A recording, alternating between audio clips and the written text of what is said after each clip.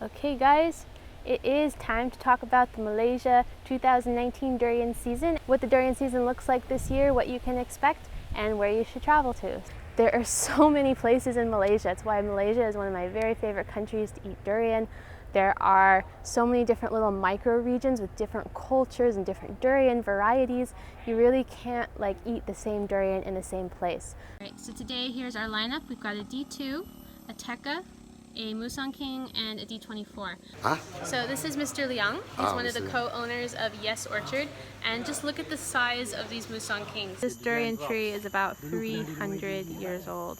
One time Make it ago, the oldest durian tree I've ever seen. there are So I would definitely be looking at each region that you want to visit.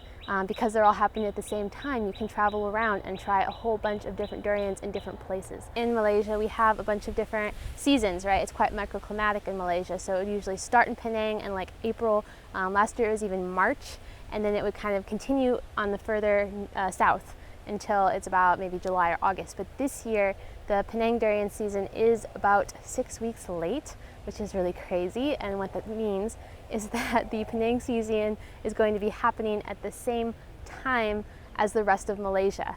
And this is going to create something of a bumper crop. So people are talking about how much durian is going to be coming this summer, and that's going to be really cheap prices and everything.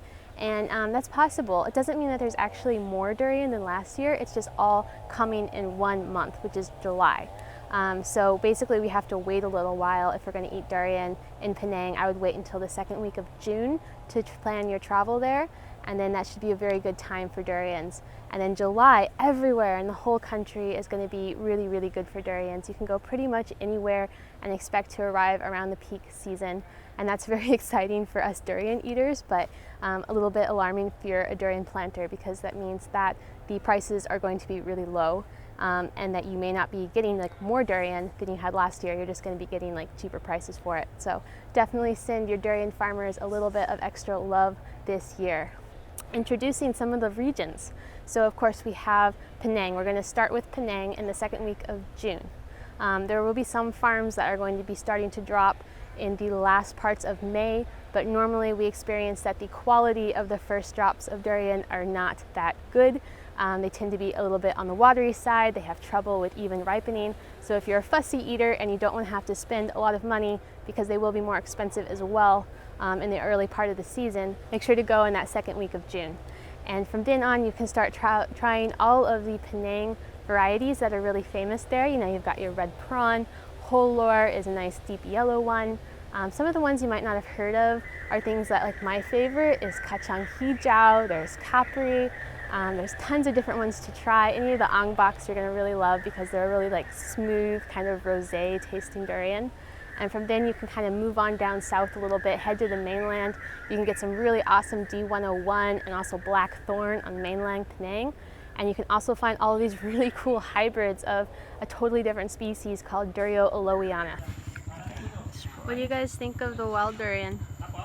it's great. That's good. Something The different. most intense flavors of durian I've ever had. So definitely explore both Penang Island and also Penang mainland. Moving south, you can move into Perak State. They have all kinds of weird indoors. Perak was one time one of the areas that had the most durians in all of Malaysia, and they have all these old varieties from the 80s. Super fun area to explore. You can get to Pahang, which of course is the very famous durian Musang King. Most of the best Musang King comes from the Raub district. There's 3 areas, and some of them will be starting to drop earlier, meaning that you can go to Raub to eat Musang King as early as May. So that's a really great area to explore if you want really high quality Musang King. But don't forget your other varieties there either. We've got D2, D88 is one of my favorites from that area. And then if we go a little bit further south, that's the home of Tekka and D24. And there's also going to be a minor season all the way over in Borneo. So if you're going to fly across the ocean to Sabah, you can finish up your durian season with some really crazy wild durians over in the Malaysian Borneo side. So that's kind of a wrap on this year's durian season. I hope that you have learned where you should plan your trip this year, how you should do it, which regions you should go to first. And make sure to use all of the resources on yearofthe.durian.com to plan your trip. We have lots of free stuff there and lots of free articles, so you should be able to learn everything you need to know about how to navigate the rural areas of Borneo. So while we have a minute and we're on this truck going down the hill, I just want to tell you guys that the Malaysia Durian tour is coming up. We still have spots. So if you'd be interested in going on an adventure with me in Malaysia, similar to what I'm doing right now, send me a DM.